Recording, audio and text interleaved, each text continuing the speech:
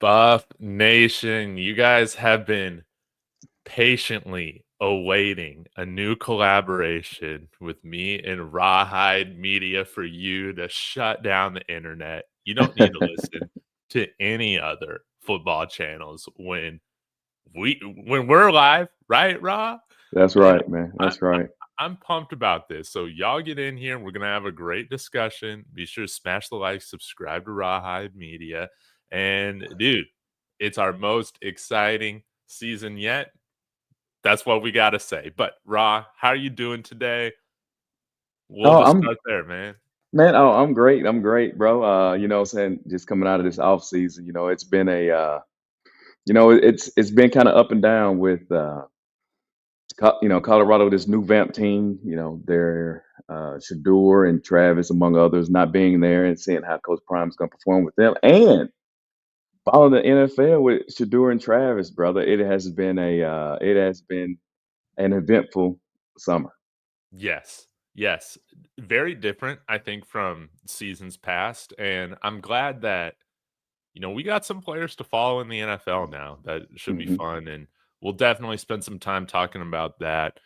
If you didn't notice, Ra, we're taking things to a new level here, and it's perfect that you're the gentleman joining me on the show because Taco Bell, Colorado area Taco Bells have been gracious enough to partner with me, dude. Oh no. There you Oh, go. that's not good. No. Yeah. Yeah, dude. Buffs box, man. $7. And look at this, man. Doesn't it look great? And you get all sorts of goodies in here. Plus, promotional cups, dude. Have you seen these? We got Julian Lewis. I have not. Yeah, we got Julian Lewis right here. Okay. $7. $7. That is the cheesy gordita crunch, the beefy 5-layer burrito, Doritos Locos Tacos, cinnamon twist, and a large fountain drink for only $7, man. Hmm. Hmm. And I wish I could have gone in person, but they're gracious enough to send it out here to me. And now Taco Bell, that's where I'm getting my fast food, right? Got Jordan Oh, Seaton. okay. That's Pretty nice. cool. And then we also got Draylon Miller right here. Yeah. So Yeah. Hey, that's one of my primetime performers, man. Returning. Yeah. Jordan Miller. yeah, dude. Yeah, Yeah. 1,000 yards, Draylon Miller. Come on. Let's get I'm it. with it.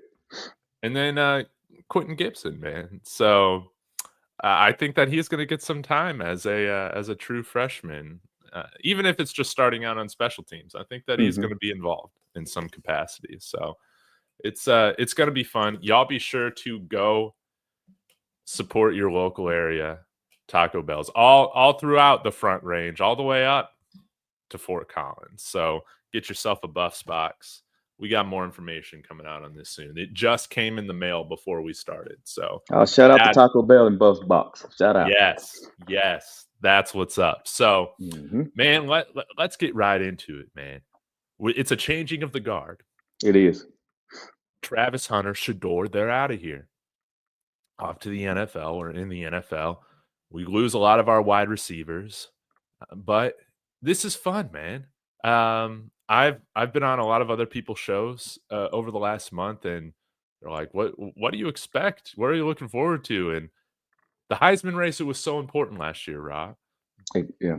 But it's kind of nice to come into a football year where it's like, man, we don't have any side quests this year, man. I think Hmm. it's just going to be straight up, trying to win football games. Hmm. So what are you most excited for right now? We can get into, overall with the team, coaching staff, or any returners. We can talk about that. Well, yeah. Well, let me first start off by saying this, man. I think Coach Prime has gotten a huge weight lifted off the shoulders, right? You're coming into his first two seasons, right? It was about, hey, showing that we can do it, showing that showing that I can coach on this level. Mm-hmm. Um, Second season was all about, what I'm saying, the Travis Hunter, Shador Sanders show, trying to exceed the previous season's expectations, which they did, perform admirably. And I think this season you don't have any of that. I think, Coach Prime, he's a very polarizing coach now. As much as he can float under the radar, I think he's doing it in year 3, right? Mhm. When I turn the television on, I'm watching college football. Say I don't find him being the lead, which I think is extremely, extremely important, right? So, my I for the team overall, we got a couple question marks, right? We want to see where they. I'm sorry. We would like to see where they're going to improve on, but I gotta say, man, I'm expecting a well-rounded team. I'm expecting a balanced attack. Now we got to see it to believe it, but I'm thinking that defense, for the most part, should improve on last season. And I have to say, brother, we got to give them a round of applause for how the defense performed last season. At the end of the season, bro, they was ranked 50th overall, I do believe. Dude, that's insane. That's insane. I didn't think it was that until I looked it up. We have to give them a round of applause for that because that defense was a whole lot better than what I thought it was going to be. Yes. Yes. And we even had a second team all conference linebacker. How Yeah. about that? Ooh. Shout out to Coach Hart. I know y'all hate him, but shout out to Coach Hart, bro. Right, man, it was so funny when I was listening to your stream the other day. Man, people were going in on Coach Hart, Coach Phillips. Man, that was so funny. That was so funny. But man, I gotta say, Coach Hart, he's goated now. We got the top rated. I think recruiting the class right now is courtesy of Coach Hart. We got 3 new linebackers committed, and I got some fairly, I think, high expectations for Reggie Hughes and those guys. But before we dive down too deep into that rabbit hole, man, let's talk a little bit more about this offense. Of course, we add some interesting coaches, right? We got Mhm. Gunnar White, who on the offensive line, I think all of us, man, we were just like, what? When he was hired? Like, what's going Mhm. on? But we've made some additions there. We bring in Marshall Faulk to work with the running backs, which is pretty cool. Um, and Byron Leftwich here as of this fall, working with the quarterbacks. Man, what are you expecting to see from? You've talked a little bit about balance, but let's dive into the details a little bit more, man. What are you hoping to see? What are you excited to see from this offense? Um, I I would like them to use Kaidon Salter to his strengths. I what I'm hoping is not going to happen is Kaidon Salter comes there and wants to display NFL characteristics from the quarterback position. Mhm.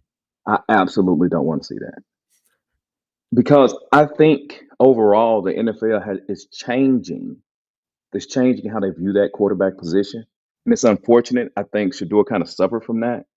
When did the NFL turn into the type of league where when they look for a quarterback, they're looking for a mobile quarterback, right?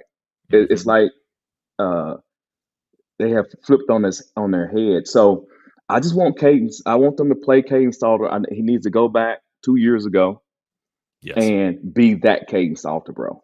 That's what I'm looking for. I'm looking for a guy now. 1,000 yards rushing, absolutely not, but pretty doggone close. Yes. Thank you. Thank you. Right. Yeah. You know what I'm saying? That's what you want. I mean, you really don't if you think your wide receiver room is good, you really don't want him rushing, 12 and 1,300 yards, right? But Mhm. man, somewhere close. Can I get 7? Can I get 8? Because if he just did that, he damn well, I'm sorry, he nearly outrushed the season totals the previous season. So if you can get that from him, make some decent timely throws, right? Hit the open guy. That's going to make everybody else better. That's going to make the running back position better. And if you Yeah. don't believe me, ask the new Derrick Henry that looks like all of a sudden he's on HGH now, nearly 2,000 yards rushing. Why? Because he plays behind a quarterback that they got to pay attention to. Facts. So yeah, I think that's the big deal. So don't be anything more than what you are. Be a true dual threat, man, and apply pressure on defenses, brother, to account for you. Yeah. So here's what's pretty interesting, man. If Kane Salter is able to get around that 1,000 yards on the ground, which It might be. I don't know if this is still a hot take, but I'm like, man, if we're gonna have a 1,000-yard rusher, it's probably gonna be the quarterback. Like that's how I Mhm. feel about it. But I we'll get to the running backs here in a bit. But Kaidon Salter, if he's rushing for around 1,000, I think he could be in reach of breaking Shador's all-purpose yardage record that he set for the school last year Mm, with 4,084 yards. I thought it was around like 4,300, but it's just a little bit less than 4,100 all-purpose yards. mhm. If we get to a bowl game, God forbid we win the conference and go on a run in the college football playoff, he'll definitely have the opportunity to Mhm. break that record. But I've loved to see. I've noticed in some of the practice videos, you're seeing speed option, you're seeing triple option, you're seeing some zone reads. So I'm really hoping that, um, yeah, we'll be able to see kind of a little bit more of a creative offense this year when it comes Yeah. to the running attack. Hey, Dave, I know you mentioned Byron Leftwich, right? And I would implore everybody to go watch his interview that he did with Ryan Clark on the Pivot, right? He kind of taps in and kind of gives you, and he talks about some of the things that he's learned, especially when he was coaching Tom Brady. They won a Super Bowl with Tom Brady there in Tampa Bay. Mhm. And he was talking about how the thing is about, uh, God, the thing about my man, the quarterback, yeah, like Tom Brady. How did I forget Tom Brady? But the thing about the Tom Brady, right, is the fact that he does the easy, Mhm. and he learned that Tom Brady, whatever's easy, he's going to do that each and every time. If it's the check down, you hit the check down 5 times in a row. And I think a lot of young quarterbacks, they don't realize that. And if he can employ those type of philosophies that he picked up from Tom Brady, do the easy, bro. Just move the chains. Just move the chains. So I think that type of experience that he has garnered, saying Super Bowl champion offensive coordinator, Tom Brady offensive coordinator, bro. If he brings that, I mean, he can have a big effect on some of these quarterbacks, and especially Juju Lewis. Because let's be honest about it, Juju Lewis is a white piece of paper, right? It's Mhm. now now you're imprinting expectations, right, from the quarterback position on Juju Lewis, right? Kaidon Salter probably got to break some bad habits, but Juju Lewis, he should be able to pick up a lot from Byron Leftwich. I totally agree, man. I think having him here is tremendous. And uh, I won't go dark side Dave just yet, but let's talk about the wide receivers, man. Talk about the wide receivers. I know you're a huge Omarion Miller guy. I mean, you were calling it from the moment he committed, man, that Omarion Miller, he can play ball. And he's looking like the wide receiver one, the alpha in the room. But I think we added some other interesting wide receivers as well. How are you feeling right now for Colorado's, receiver group? Well, I think they're okay, and I don't mean just okay. I think they're good. I think they're sufficient, right? Yeah. Uh, Unfortunately, as we stated about my expectation from Caden Salter, I don't think they should have to lean on that position group as much as they have done in the past. So I Mhm. think you're going to see some yardage down, but that doesn't mean that they're bad or worse, right? It's because your offense is a little more well rounded. But obviously, right? Oh man, I believe in him. I really do. I have to take a step back though and temper my expectations because it seems like I'm always disappointed because you expect him to be like he's going to be the guy the season run around, and I'm like, why is he not the guy? So I don't see anybody in his way now. Hopefully, he can be the guy that I think we both expect him to be. So extremely excited about him and Draylon Miller, uh, Mhm. the new super sophomore, right? At last year, 32 receptions, 277 yards, 3 touchdowns, right? So I think he's able to be that number 2 guy now. I know everybody like new shiny toys. I get that. But I think teams that are good lean on people who've been in the program. So yeah, I think the wide receiver room is going to be just fine, right? I Yeah. think it's just fine. Now, again, the stats may not look like what you want it to be, but I think it's going to be just fine. Yeah. Well said. I think Gunnar White said yesterday in his video interview that he had that he would love to run it like 75% of the time. We know that's not happening No, it's not. in today's college football. Absolutely not. There are people upset in the comments seeing that. They're like, "How are we going to feed the wide receivers?" But guys, it's just coach speak. It's just coach speak, okay? Mhm. But wouldn't it be nice to have a 60-40 ratio for most of the season, Oh man, something like that? hey, Yeah, hey, 60 Big pass, 12 40 rushing. championship. If they doing that, 60-40, is that Big 12 championship? Dude. Make it to the Hey, playoff? Make y it what? dude, you're on the I right show don't for know. I that. just Yeah, said. yeah, yeah, we're going to the Big 12. The Yeah, Big I was 12 just saying championship, sixty baby. forty. Yeah, Yeah, man. I would take that all day. Dude, man, Think if it's 60-40 call, it's probably going to be more like a 50-50 actual play, meaning that Caton take right, it and run. right. Oh, Yeah. man. I am so pumped to have a true dual threat quarterback here, Rawhide, that again, he's going to be able to get away from these pass rushers more often than Shador was, and I think he'll have a little bit better of an offensive line too. So, um, yeah, like I like a lot of the bodies that we brought in to start on the offensive line. I'm really pumped for the guards that we got in Xavier Hill and Zy Chrysler, and even this guy Larry Johnson, who's been over at right tackle. He's been a guy that's kind of been developing at Tennessee, but he was their starting right tackle for all of spring ball. Hmm. So I I think we got some real right tackles. I think we got some real interior players. I think it will be another step up from last year. Well, speaking about that offensive line, listen, man. You just mentioned Larry Johnson, right? He played at Tennessee. I think, what I'm saying, Oklahoma had that vaulted defensive line, especially if you listen to the Hall of Fame channel and others. But Mhm. my man, 41 snaps against Oklahoma, didn't give up one sack. I think he was the highest graded guy in that game. Oh hell yeah! So, I mean, he has potential. I mean, let's be honest about it. He has potential. And he may have been a from what I heard now, he may have been a starting tackle this season for Tennessee, but I think they drop a few dollars on somebody else. So I Yeah, that I doesn't go think with the agenda, but yeah. right. So I'm just telling you, bro. I'm just telling you that the difference. And you being a true Colorado fan, been watching for a long time. What they have today is a little bit different than Coach Mack, how he used to build it. Right, he used to get the smaller guys and try to feed them and build them up to what he wants them to be. Yes. Now you all kind of pulling in the right size, and I know that's a breath of fresh air for you all long time, but Colorado Buff fans. Oh, man, you know, it still seems like yesterday in some respects, man. We were throwing Jack Bailey out there at left guard. Hmm.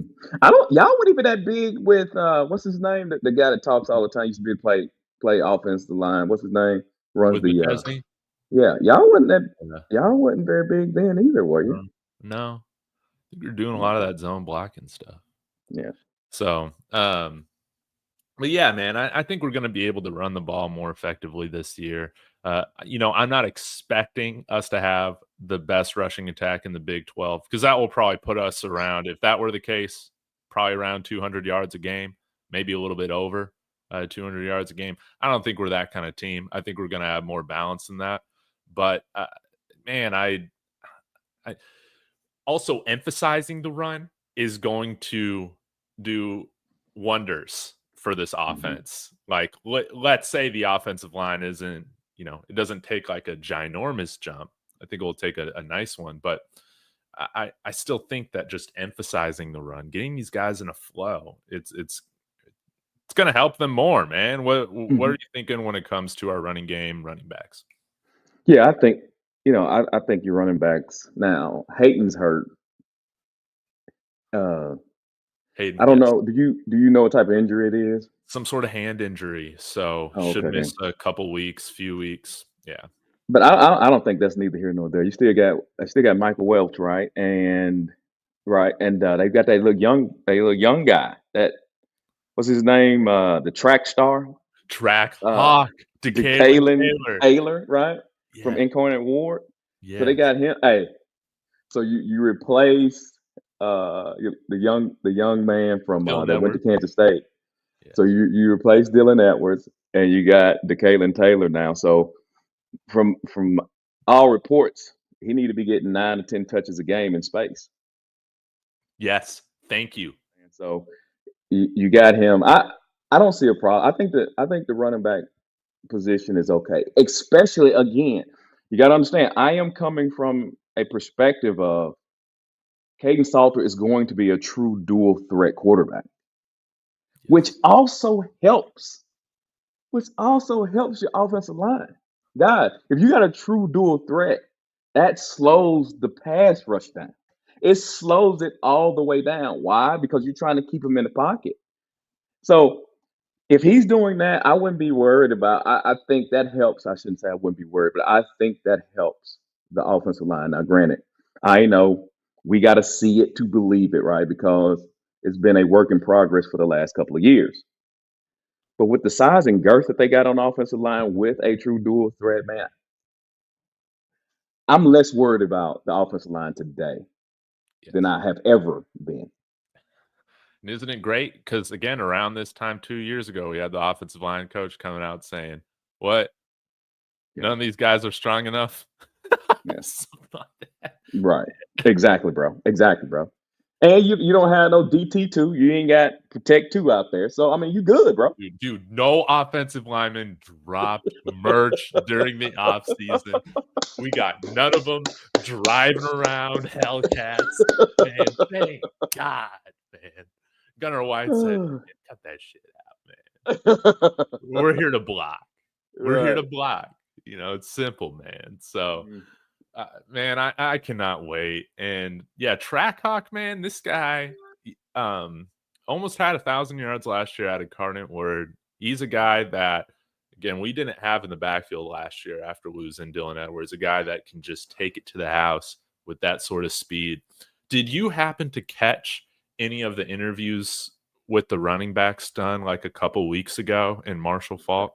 No, I was unfortunately. Yeah. That's okay. That's okay, Rod. This is why we're talking. So let me tell you this. Michael Welsh was talking in his presser, and he made sure to mention just how much Marshall Faulk has changed his understanding of the running back position, talking about how he's changed so many details with how he sees his position. He's changed, Marshall Faulk has changed where the running backs line up. They've changed their path, like, uh, running towards where the play is designed, running towards the hole. He feels like he's become a much more patient runner this year. Now, maybe some of this, it has to do with him just going into his sophomore year, right? But I I felt like there was always more to be extracted from these running backs that we've had over the last couple of years. And now with Marshall Faulk, I think that he's going to be able to extract that paired with a dual threat like Kaidon Salter. But yeah, I don't think we've had much time to talk about Marshall Faulk, but would love to hear your thoughts and what your hopes are for him. Well, I got to say that what you told me, um, that's good, right? I like hearing what you just said because I did have a question, right, about Marshall Faulk and coaching, right? Just because you're good at something, playing something doesn't mean that you can teach it very well. But if those are the type of reports that's coming out of camp, then that's a good thing. So that means he is being able to teach or give the information that he has known and what did at a player to somebody who can where they can translate it and use it also. So that's good. And I thought Marshall Faulk for the most part, when great players coach, I always put a lot of question marks up, right? Because when you come out there, a lot of the times they feel like, why can't you just do this? Well, the reason is they don't have your ability or your talent. But if he's conveying that type of information, man, then that hurdle is passed, and I think he's going to be a great addition. And I'm looking forward to see what they do with their running back room. And I want to know the type of influence he has on the head coaching staff, on the head coach and the OC, right? I want to know if he's going to demand a pounding of the rock, Oh yeah. or is he going to go along, get along? Oh yeah. You know he's gonna be demanding pounding of the rock, man. You Oh, don't bring in Marshall Faulk to not give his guys the ball, right? exactly, bro. And I know you was hard on that. You were big on Coach Lee. I remember you used to tell me all the time he should be a little more vocal, and we don't know if he was or was not. But I'm just saying it did seem like he was vocal enough, right, for Right. them to hand that ball off. Dude, that's right, man. We got a guy with a gold jacket coaching the running backs now. You're not just going to give them 7 carries a game. We're never seeing that again. We're never seeing it again. I hope you're right. I hope you're right. Yeah, man. Feels amazing. You would think, right? They got to. Dude, you got to run the ball, man. You saw how Bro. Kansas and Kansas State ran it up all over us last year, man. Yeah. We got to go and do that to them this year. Yeah. Okay. Do you believe that this team is going to be their physicality is going to increase? Do you think they're going to be a more physical team this year? Yes. Because I thought the first 2 seasons there was a little finesse. Yes. Yes. You know. And again, that's what happens when you're throwing it 75% of the time, man. Like that's just going to be the nature of things. And also, run the ball more, we're going to be able to control the clock more. I don't see like necessarily like maybe the points that we're putting up per game. We'll see like how that changes, but I think we're going to limit the possessions that the other team has because we'll be winning or at least in striking range more often of winning these time of possessions. And I think that's substantial for the defense as well. It is. It is. Keep them off the field. Yeah. 100%, bro. 100%. Yeah. And speaking of defense, great transition. You got to what? This defensive line, if they ain't good this season, they'll, you know what I'm saying? And what I mean by good, I'm like top tier. It'll never be, bro. The experience, the guys that they got returning, been in this program, bro. I mean, they can walk the class with their eyes closed. Look, man, they I think that should be the strength of the defense. Mm-hmm. What you say? Yes. Arden Walker, Martin McNeil, Barnes return. Yeah. Tafik Thomas, man, looking. Yep. I think Tafik has taken a nice jump this offseason. And I love Tafik Thomas, man, because dude, he's a little crazy on the field, and I like that. He's kind of a loose cannon. You need that kind of energy, man, on the defense. So I'm a big Tafik Thomas guy. You know, when he first transferred here, I was like, man, I don't see it. I got to go a full 180 on Tafik Thomas. I think that he's going to have a nice impact on the defense this year. But I think our defensive line, including the edges, I think it's by far our deepest position that we have right now, the best position group on the team. And yeah, man, like who would have thought, man? Who would have thought when we started this thing with Coach Prime that in 2023, that 2 years later, man, our defensive line would probably be the most experienced, talented group that we got coming into 25. I think that Warren Sapp's done a great job. You know, it kind of sucked to lose Julian Lewis, but I think Domata Peko is going to do just fine coaching alongside with him. And yeah, we'll see what happens with Jaheim Otis. I don't know if you followed that too much, but he was this big guy that we brought in from Alabama. Yeah. I'm not really sure how much playing time he's going to get this year. Why did you say that though? Yeah, there was a video posted like with Gilly like a little while back, like a couple weeks ago in camp, just saying how, you know, everybody's saying that his effort level has been bad. He's got to lock in. And yeah, you can kind of see like in the different videos that are published and put out there, man, there are just other guys that are bringing the intensity more than Jaheim Otis is right now. So he was a guy that I thought would be a starter here, but I think it's mainly going to be McNeil, Barnes, and Tafik Thomas maybe as those top 3 guys, and then they'll figure out the rotation after that. They did bring in a couple G5 transfers as well. So I'm not really sure where the bottom end of the rotation shakes out, but I'm I'm hoping. disappointed by that, Dave. I was Yeah, thinking, I mean, dude had 52 tackles, 1.5 sacks at Alabama, yeah, 6'5", 320. I know. I thought he was going to get some clock, but I'm disappointed. Hopefully it turns around. Yeah, man, we can't have him be a Bishop Thomas, We're not Oh, gonna throw come that on, out Dave. there, man. I like Bishop Thomas, bro. And I me like too, man. Who are you? My happy daddy. it. No, man, I love that, man. I'll never forget that. Um, Yeah. yeah, I do want to get to this really quick, Rawhide. You have had some memberships gifted. So here from Neckbone, he has gifted 3. I don't know if it will show up here. It's not. It's not popping up. Yeah, I see it. Yeah, it's not popping up here. On oh, here we go. It was just late. Mm. Tell the people what you got going on your channel and what these memberships are all about. Oh, well, yeah, man, y'all can come if you would, a like, subscribe, and share over on the channel. We kind of changes things up a little bit. Memberships now, I'm going to start doing membership only lives. So used to I do a live, right, and then I make it membership only. But I'm going to flip that. We're going to also do just some membership lives. Why? Because if you're a member, and I know, right, it can be a little intimidating, come on the panel, but it kind of filters out a lot. So it gives you an opportunity to come in and voice yourself. And so we'll be doing that. And also it gives you access to the Discord. Let's what I'm saying, it is what it is. Discord is probably the place where, you can see people true feelings about things and discuss the game. We watch the games. We also do other things like wagering. So you're welcome to come in there and have a good time. You know what I mean? It's kind of like just like a party house. But that's what's going on, man. That's what's going on. Y'all come on over, bro. We like everybody. Everybody. They'll even welcome me. Oh, Dave is an original, guys. Don't let him fool you. He is an original. Hey, shout out to Alfaru. Good to see him in here as well. We got some more guys to talk about on the defense, some more position groups. On the defensive line, though, I did want to highlight one guy to you that I think is going to get playing time as a true freshman.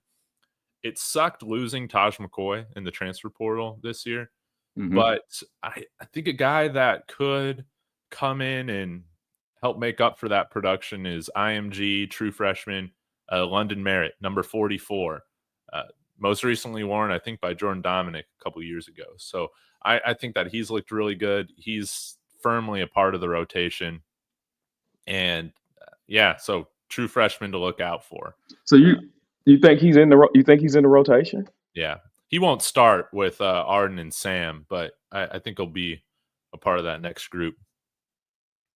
Yeah. Okay. So With you Keaton think Wade. who you think starting, Arden and Sam? Yeah, and then Keaton Wade will probably be that guy on the field like quite a bit. Mhm. Yeah, we had the most sacks in the Big 12 last year. It will Yep, be you interesting sure to see did. if we can repeat. I like a lot of the guys that we brought back. I'm not too familiar with how other teams in the conference have improved in that respect, but Mhm. it's going to be fun, man. I think we should be at least have a good chance to, defend that title of the best pass rush. Okay. All right. Defensive line, again, I agree with you. I think that's the strength of the team. I think that the experience that they got, that should not be a problem. Question. Mm-hmm. And also, too, I'm not going to hammer I know people like to hammer linebackers. I think if the defensive line plays like they want to, continue keeping offensive linemen to the second level, linebackers can run free, bro. They can go out there and make a tackle. I ain't tripping on the linebackers like most. Mm-hmm. Question though, secondary. Yes.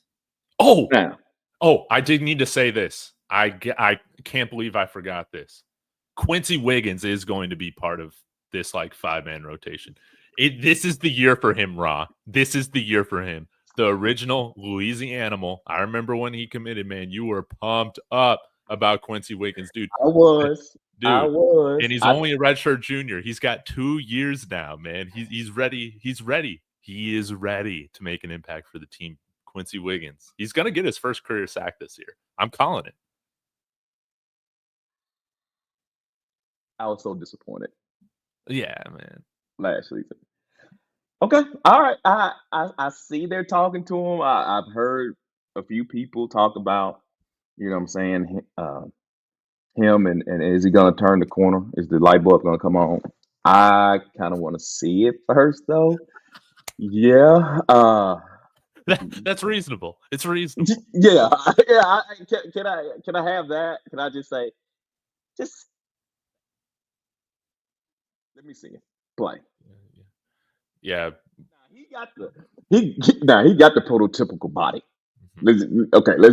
If you want a edge rusher guy, you want him to kind of look like that. But I hope so. I hope so because I did have him high, and you're 100% right. I was high on because I believe in those Louisiana. I think those are the.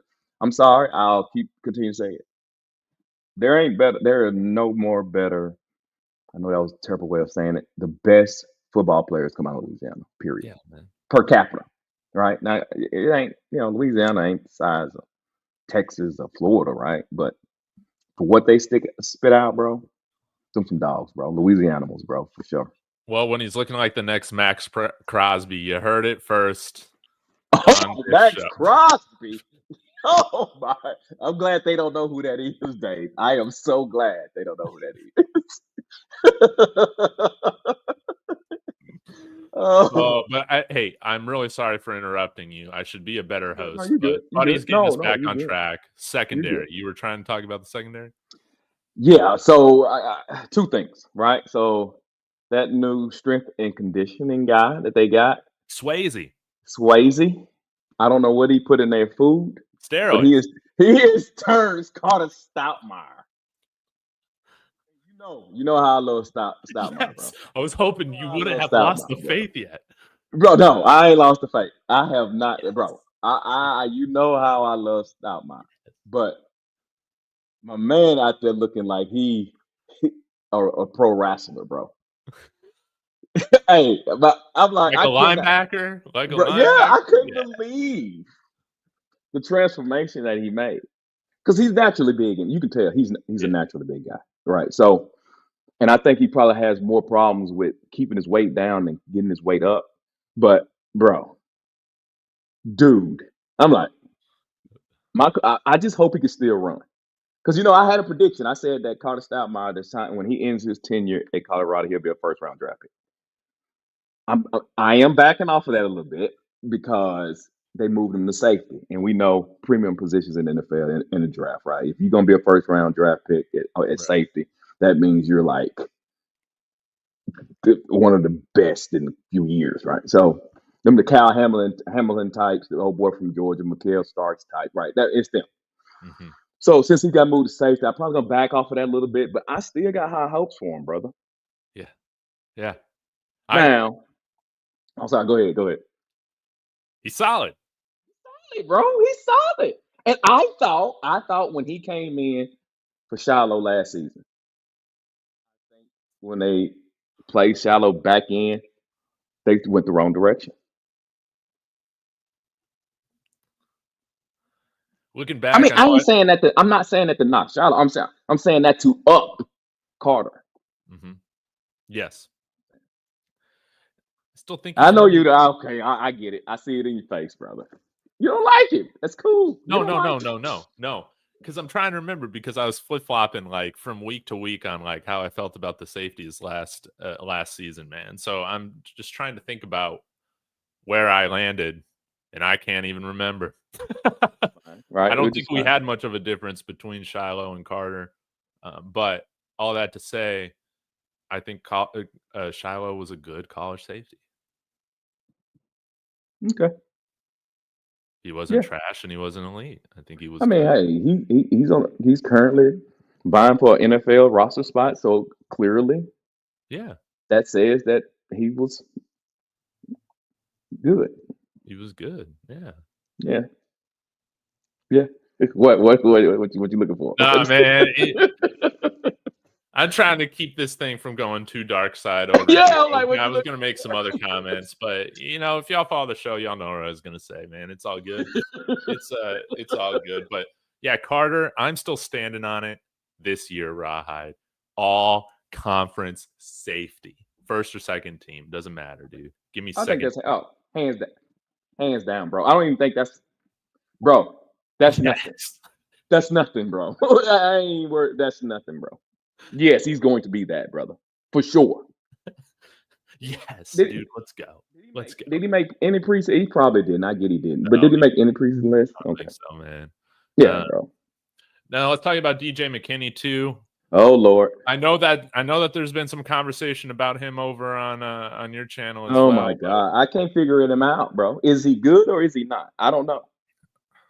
Well, I think he was pretty good for us last year. I don't know, like what's the measuring stick that we're using? Like, are we expecting perfection out of the DBs? I don't really have a stance on it one way or the other, right? I know that I think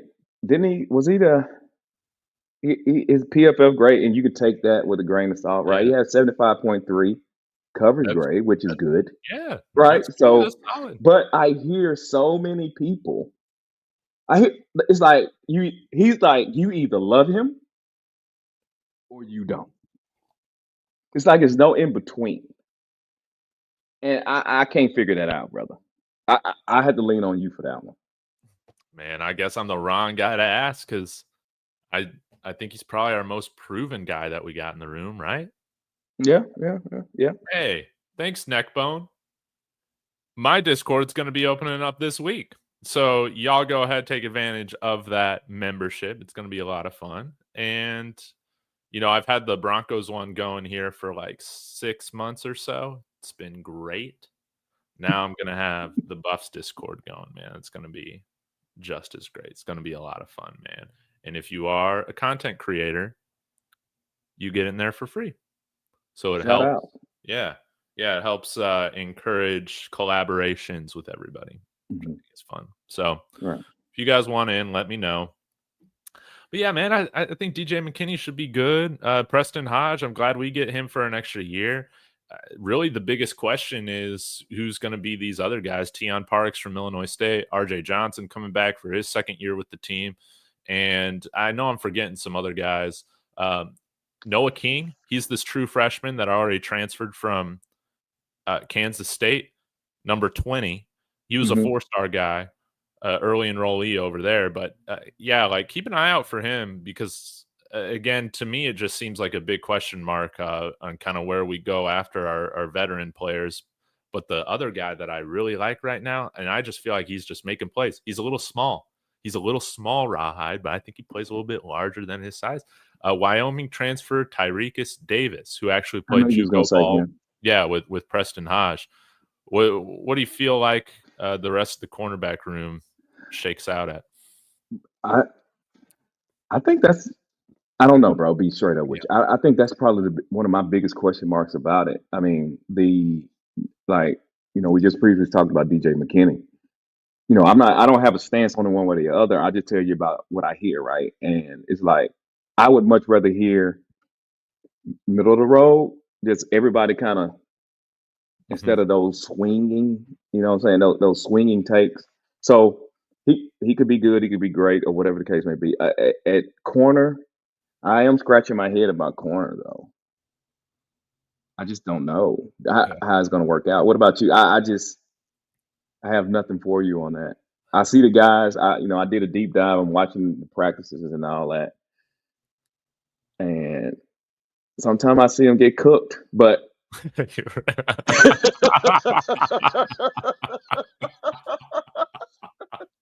I didn't even have time. I mean, when I did the deep, I'm like, oh, Yeah. So, which doesn't mean that it's going to be bad, right? Because they only show you, right? Let's be honest about it, right? It only shows you, right, good, saying good plays for the most part. Don't show you a lot of bad. So they're wanting to show the offense, man. Right, exactly. So it's hard to have a horrible. I'm sorry. It's hard to have a take on that because it could be horrible, right? So, but if the defensive line is what we think it should be, it helps everything. Yes. It helps everything. So, yeah, I'd have to lean on you with that, with the secondary. My safeties, I know who I like there, but as far as those DBs, man, they make me scratch my head. And I can't really listen to y'all. Oh, when I say y'all, not you, I'm just saying the fan base. I can't really because they just have these swinging. That takes it is so different. Yeah, yeah. And I mean, I ain't gonna lie, man. I'm super biased, but I try and see, try and calm myself down from time to time, Well, man. who do you think the starting corner is going to be? I think if it were up to me, well, no. You're asking who do I think they'll be? Based on what DMVR and Neely were teasing the other day, I think the top three, it's going to be Preston Hodge on the outside, opposite of DJ McKinney, with Tyrekus Davis playing the slot. Oh, okay. And I But think that's probably the best. I think that's probably who it should be. yeah, but I mean, I know Alpha brought this up. There's some other people, but yeah, it's like some of these guys like DJ and they've been kind of rotating with the first and second teams too. So I'm not really sure what that means. All I can go off of is the play that we saw from them last year, and I think that we got good play from both Preston Hodge and DJ McKinney. Don't mistake that for perfect play. No, everybody No, gets no, no, burned no. in Of college course not. football. Of But we course not. got Of good course play not. from them last year. Yeah. Yeah. Right. So I think maybe some of the frustration is that, DJ obviously has, the physical attributes that you want out of an NFL corner. And maybe some of the PFF having him in the mock draft or the first round, maybe some of that is projecting a little bit with more of his development. But yeah, I think like people are just outraged. There are people who are going to be hyped up about that. And then there's just people who are going to be outraged about it. But Yeah. he's an NFL prototype type of guy. And yeah, I hope he can put together a really solid year this year, man. So he can go and get drafted high. Yeah. What, I give you that. I think the Preston Hart and DJ McKinney. I think that's not a question. I guess we're referring to I'm saying your third cornerback and the people behind him for the most part. So I don't know. We'll just see how it looks and plays out. I honestly, bro, this is the first year. Again, I mentioned it earlier. I ain't really worried about the defense. To be honest with you, dude, isn't that? Yeah, man, it's nice. bro. And I'm not really worried about it. I'm just not. I think the defense is going to be solid, brother. I think it's going to be solid. we didn't even talk about linebackers or Tafik Bayard with the safety group, but I think Bayard's going to be a fine safety replacement there for Cam and Silman Craig. And then the linebackers, Reggie Hughes, he was all conference there at Jacksonville State last year. Martavius French, I think he'll probably be the second guy starting alongside Reggie Hughes, a UTSA guy. But then they also got Kaidon Salter, Kaidon Salter's little brother. It seems like he has worked his way up the depth chart since coming in. And I think he's probably that first inside linebacker off the bench with those two. So Again, it's kind of tough to tell in practice, but I like to think that these linebackers are faster than what we've had. Okay. Which is good. Again, if the defensive line, I know I keep harping on that, but Yep. it is imperative. Ask Philadelphia Eagles. But anyway, if that defensive line is what we think is going to be, everything's going to look better. Yeah. Everything.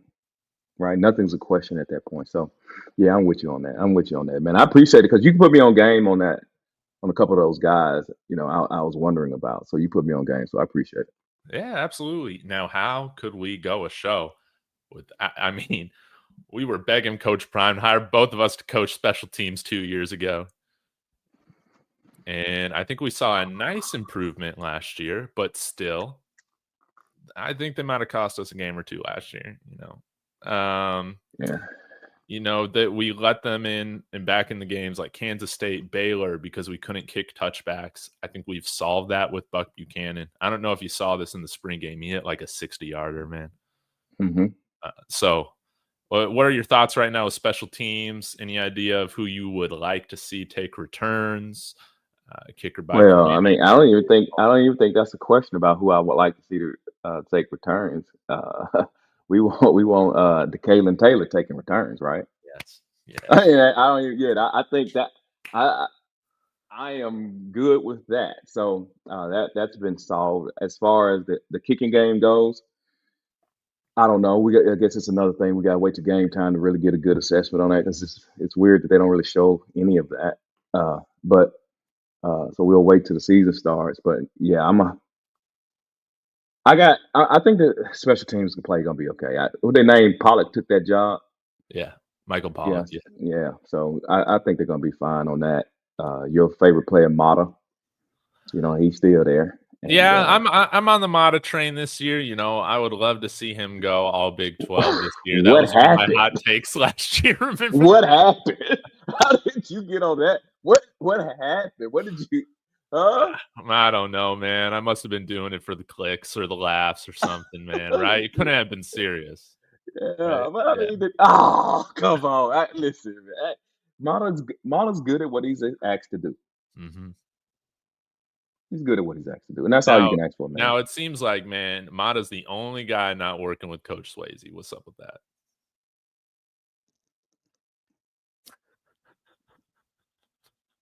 I could say something on that, but it would not be appropriate. So I'm just gonna let that go.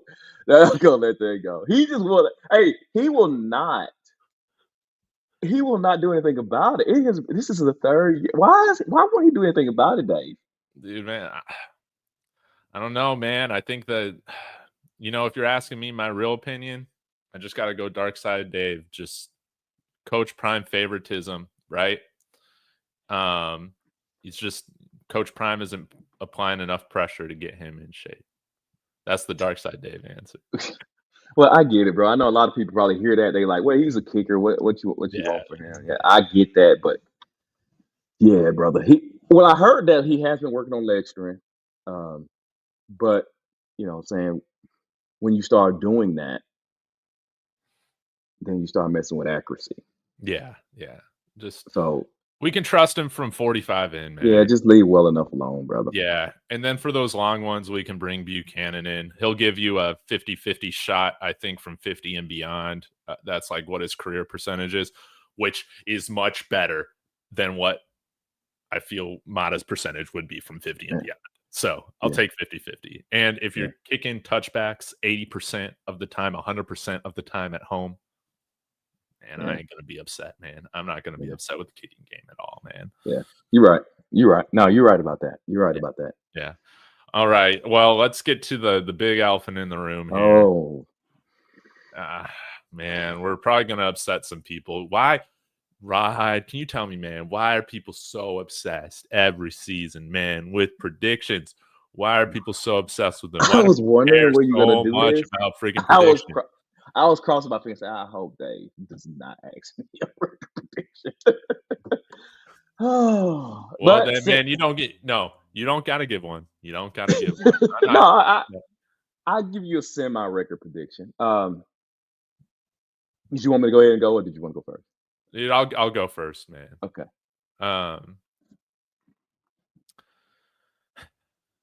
Every single year, and this was like, man, really, I guess ever since I was at school at CU, I'm just looking for ways. Like, man, I can see 6-6. Like, yeah, like I can just see 6-6. We go like 5-7, 5-7, 4-3. 4-8, whatever. But every single season, I'm just 6-6. Now with Coach Prime, dude, every single season, dude, I just see coming into it is 8-4. So this is my third year going 8-4, baby. Like, but man, I don't care, man. It's the Big 12. We saw Arizona State surprise everybody and win it last year. I think that all of these teams are fairly close in ability, maybe give or take a couple of them. And so who's to say Colorado can't win a bunch of these games and win the conference? Who's to say, I still think the floor for this team, absolute worst case is bowl eligibility. But I like, again, we're a more physical team, a more balanced team. We don't have any side quests this year. Who's to say we can't be a better team? But there's just still, even though we got, I think, better talent at some places, it's kind of like unproven. So that's how I always find myself just going back to 8-4, man, every single year. Okay. I think you was on my show. You heard me talk about William Garner. Shout out William Garner and Adam Mustard. They do a great job. And I respect William. Okay, respect him a lot. Okay, I think he is a level-headed fan, right? And he covers the team. Yeah. I'll say this. I don't mean. I hate. I'm going to be a little long-winded here. So, how I interpret record predictions, right? So, if a person tells me, like you just told me, you say they can win 8 games, right? You think you got to win at 8.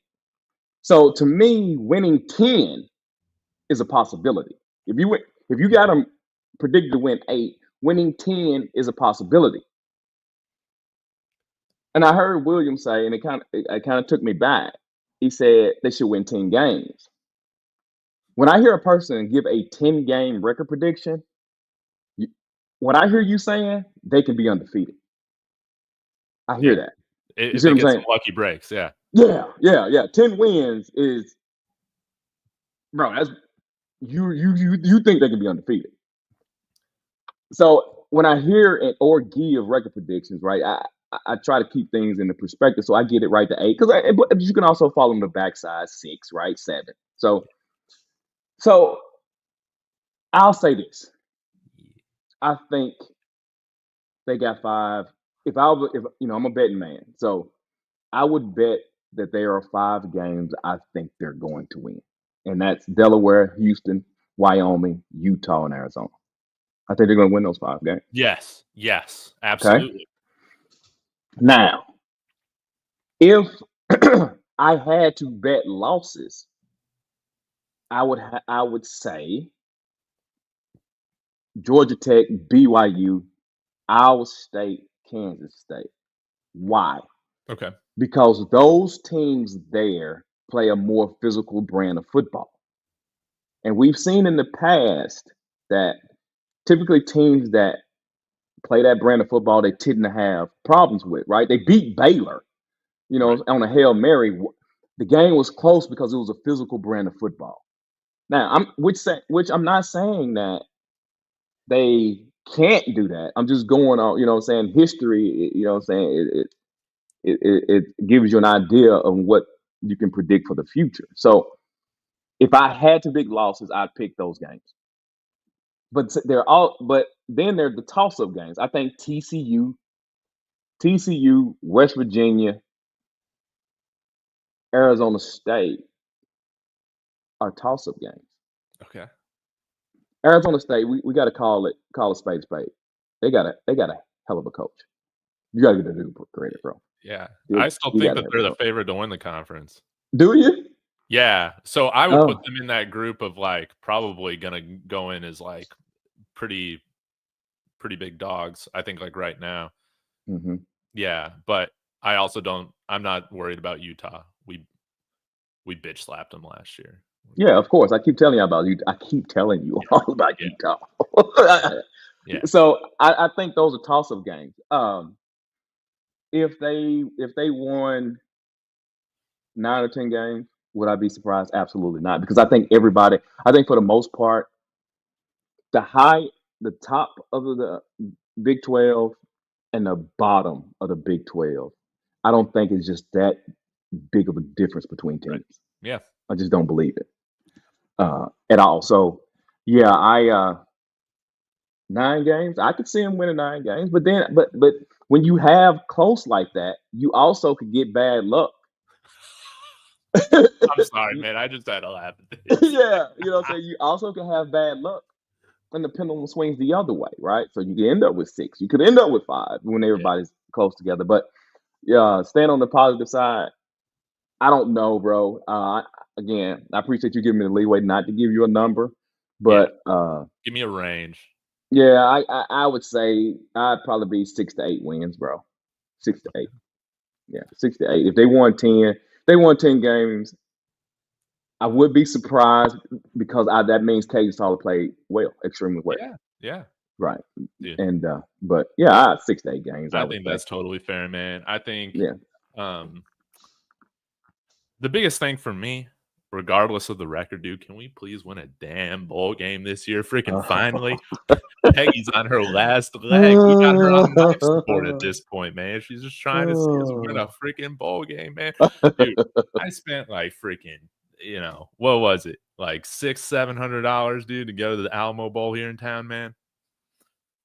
And then you see Ralphie Six just come out there, just stand there. And that's how we played, man.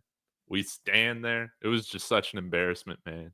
We Yeah. gotta win a bowl game, man. I don't care which game it is. I do not care. I don't care what our record is. I'm going to care so much about that bowl game. I hated Really? everybody saying, man, Dave, it's just a bowl game. Who cares? Who cares? I do. It was so embarrassing. Like the BYU fans next to us at the game, man, they felt sorry for us, but they're like, hey, man, it's just a bowl game. Like, we win these all the time. They're like, when was the last time you guys won? I'm like, freaking before YouTube existed. And they're like, oh, yeah. I mean, I get that. I get that, bro. You gave that university blood, sweat, tears, and money. So I get it, bro. I get it. But I can tell you this. I'm good. I'm happy with a 10-2 season with a bowl loss. More so a 6-6 with a bowl win. Because I'll tell you what, if we go 10-2 with a bowl loss, it means we're losing to like Texas or somebody like that. I can handle that. Because that means we're in the college football playoff. If we win 10 games, I think so. Because I think there will be some cannibalization in the Big 12, as there, always is. But yeah, like, I want some hardware. I want some hardware for the team, man. That's really what I want. But I think, man, this is going to be a really exciting year because it's a new era. Changing of the guard. I think we got a lot of talented players, but less experienced at some positions. It's going to be fun to see who establishes themselves as kind of, these team stars for the next era, man. I can't wait. Now, Rod, you got a little bit to where I can ask you some questions about just greater college football? Yeah, what's up? First, let me get to the super chat. Kenobi sent you $10. He said, 10 wins, book it. Shout out. Dude, Shout out. Appreciate it. Dude, I'm all for the hype, man. I'm all for the hype. Let's have fun. It's not fun if you just think your team's going to, craft the bed, every season. I understand how that is. There's a lot more reasons to believe and to have fun. But what do you think right now about the teams who would you say are the top contenders this year to win the national championship? Do you agree with Texas being number one? It's kind of a pretty interesting year from what we saw last year. Like Ohio State, they lost a lot of guys. So forth. I'm curious what you think. Yeah, I think Texas should be number one. And as far as the playoffs go, because let's be honest about it, Texas got a multi-million-dollar roster. Yes. Oh boy, has recruited well. Honestly, if he doesn't get to the championship game, it's an indictment on the head coach, bro. Alabama has taken a step back. I don't know if you've heard me say I think Alabama is not the Alabama. I don't know if their head coach is the guy for the job. Yeah, what do you make of Nick Saban like getting more involved again, like with recruiting? And I think their head coach don't like it. Yeah. Because you'll never get as long as he keep putting his mouth in it, you'll never get past the nostalgia of Nick Saban, bro. You can't establish your own culture. Exactly, bro. Yeah. So I get why he took the job. I mean, they paid him umpteen millions of dollars, right? So so I get it, but I am not an Alabama believer. Georgia, I think they're gonna be a sleeper. I think they're gonna shock some people because I think people are thinking they're gonna take a step back, but no, I think they're gonna be great again.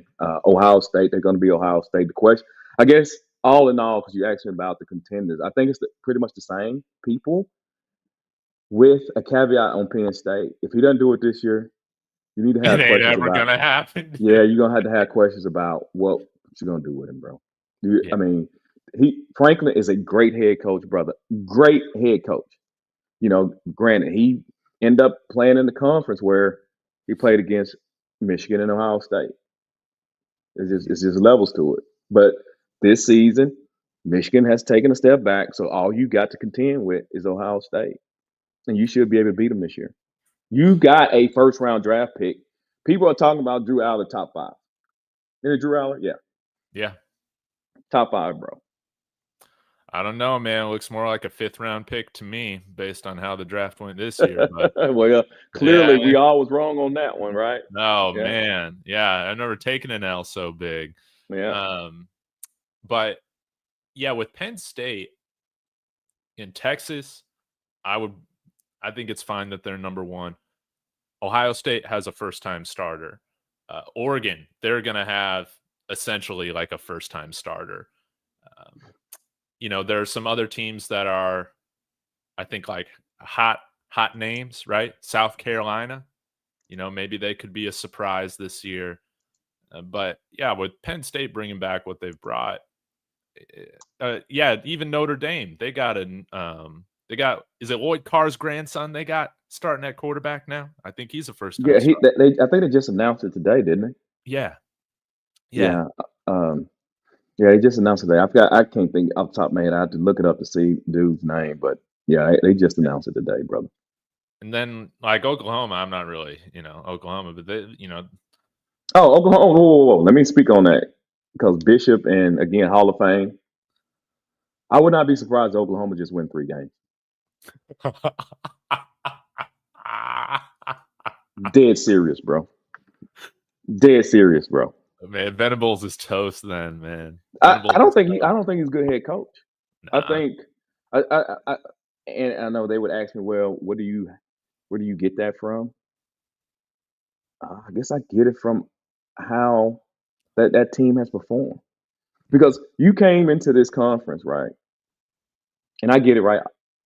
Your quarterback, your offensive play was bad. I get that.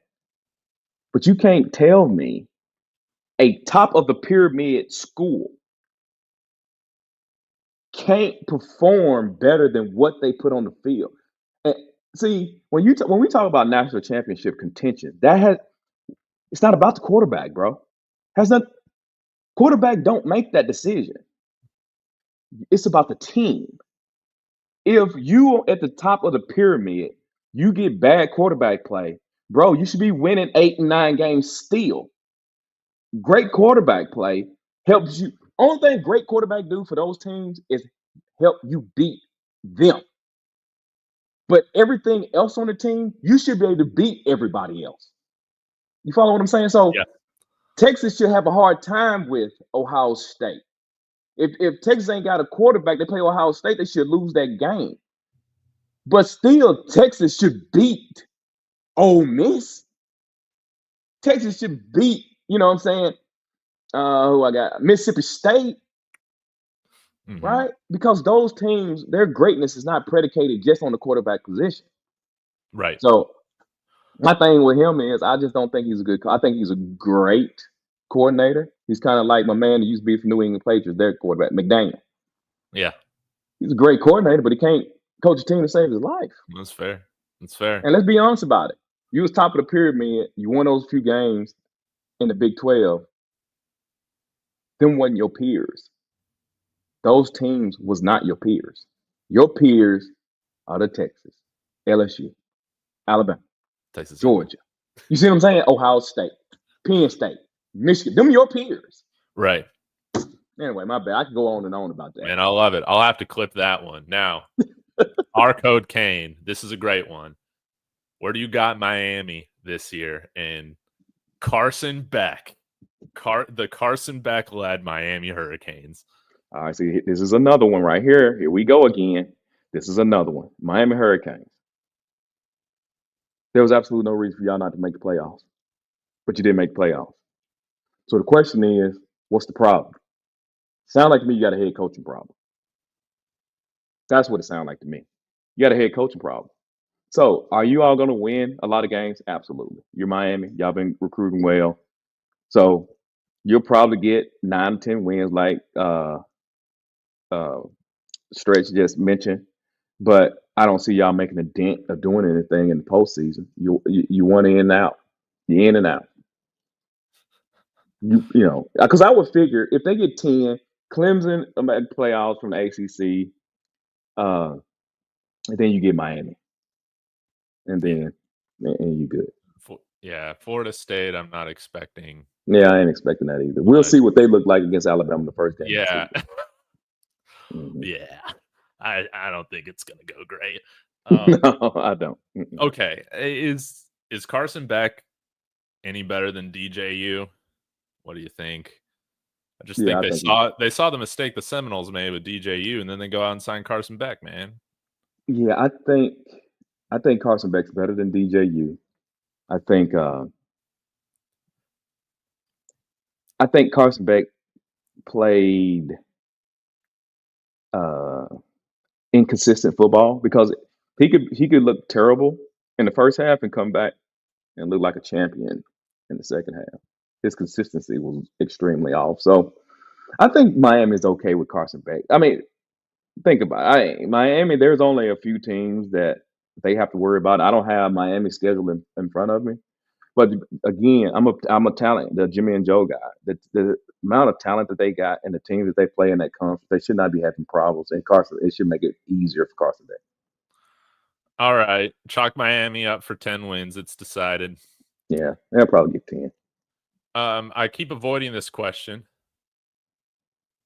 But yeah, what did we give Coach Prime at the end of last season? I can't even remember if we did a stream. I gave him an A plus. I gave him an A. The first season I gave him an A plus. Second season, I don't know how you can't give him an A. How is he not an A? Yeah, I give him an A minus last year. What? Yeah, A minus because we got dog walked in the bowl game. I was embarrassed. All these fans spent all this money, dude, and Ralphie Six came out there, just cursed us before the game, dude. Man, I'm still not over that. And if we do not win a bowl game this year, I've said this raw. It has nothing to do with coming. It has nothing to do with the players. It has everything to do with Ralphie Six. You gotta eat her. You gotta eat her. She's cursed this program until proven otherwise, man. She was an embarrassment on live television for us in the Alamo Bowl, man. Absolutely hated it. Yeah, I give Coach Prime A minus. All right, Dave. I just can't. Dave, that's no. I get it though. The bowl guy. I get it, bro. You know me. I'm not a bowl type of guy. Yeah. But bro, the players don't. How can you act or expect anything from a bowl game when the players don't even play? That's what the money's for. Going out and winning the freaking bowl game. That's what the money's for. Bro, you had the Heisman going on. You got people making moves. You got it's so many distractions at the time of the year, brother. After the season's though, come on, Dave. And you playing a conference opponent. Why? What's the hype in to go play BYU? What was the hype for Colorado to go play BYU last year? They're both good teams. We wanted to see them play in the regular season. Dang, I can't fault him for that. I just can't. Coach Mike giving a Prime an F the first year, man. Yeah, he just talking. He just talking. Man, C plus. Man, you guys have impossible standards, guys. Bro, do you see what I have to deal with? That's what I got to deal with all the time. Oh my gosh, no wonder you go private on all your streams. Well, you don't have any parents, players' parents getting up all on your stream. Yeah, bro. Yeah. Players of parents parents of players who don't play, who never play, who never see the field. How about that? Man, there was something else I was gonna say. Oh, if you want to be happy watching your teams, I think it's great advice, and I think some blue blood programs could benefit from this too. I know this is kind of a hot take. Mm-hmm. Lower your standards. Yeah. You're going to be happier. You will be. Or at least live in the realm of reality. Yeah. Yeah, man. Yeah. I think, man, Prime, bro. Prime is, you got to call it. Like, I've had some issues before, but overall, man, I mean, in the end of the day, bro, it's AA plus. I mean, for the performance, you got to think about it. He took a 1-11 team. Took them the next season, won 4. Had a great start of the season. Yeah. He produce a Heisman Trophy winning player and won 9 games the following season. So within 2 years, he gave you a Heisman Trophy candidate and a 9-win season from a team that had what, one winning record since '05, '04. What was it? Well, our last winning 16. record was since 2016. We Yeah, went so that was 16. That was the one. But yeah. I think the last one was the '04, '05 or something like that. I Yeah. just you no matter how much I may disagree with some of the things he do, but bro, he's been successful, man. He's been successful. Yeah, fuck it. You sold me. A+, Coach Prime for Yeah, bro, it's A+, 2024. Yeah, brother. I man, mean, we got a Heisman guy, and you know, last year, man, Heisman, looking back, baby. we had some side quests. We had some side quests with how we were trying to win football games, man. Yeah, I Yeah. don't even. Yeah, I just. You want to call it daddy ball? You can, but Yeah. just call it side quest, man. Want to win with a certain style. That's what you've always said, Rock. Promote the program, man. Exactly, bro. And two, if we weren't intimately in this and on the outside looking in, you'd say he's coach of the well, the problem was the Arizona State guy, but if you remove the Arizona State head coach, you would say he's a coach of the year guy. Yeah. Oh man. Yeah. If Coach Prime won Coach of the Year, man, they would have stormed the Capitol again, man. Oh my God, please. Happen.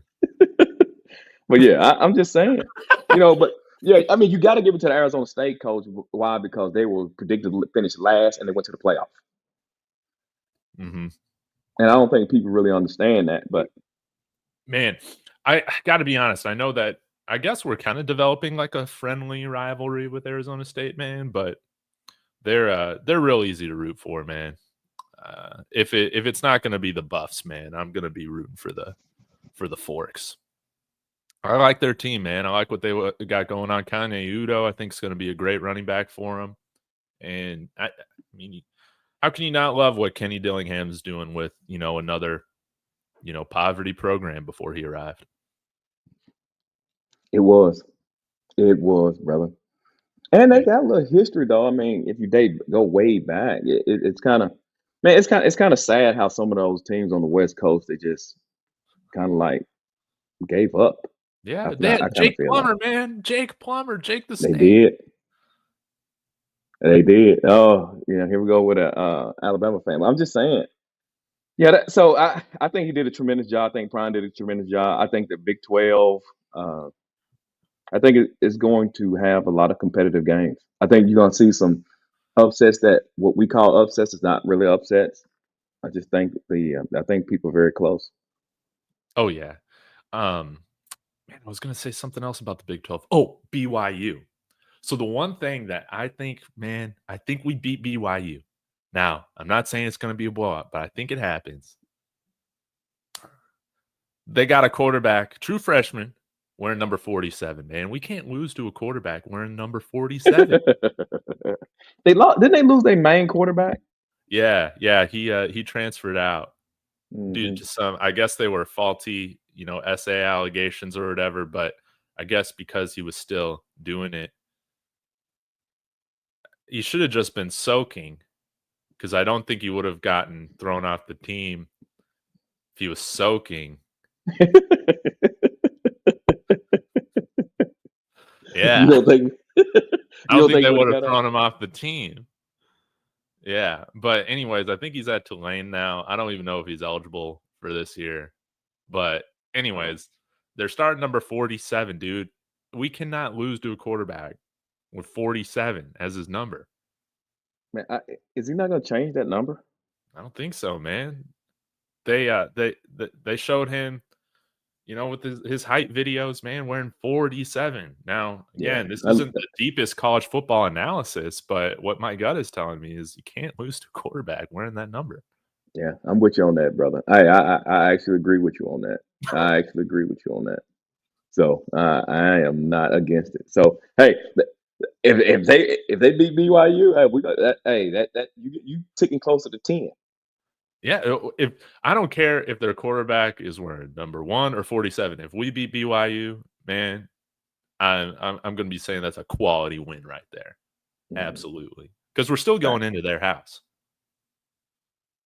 Is that where the game's at? Is there in I think it is in BYU? Provo, man. Let me check. Yeah. So I don't know, man. It'd be interesting. It'll be. I think it's gonna be. I think Oh, this no, it's schedule. at home. We're definitely Okay. winning. Yeah. We're Okay. definitely winning.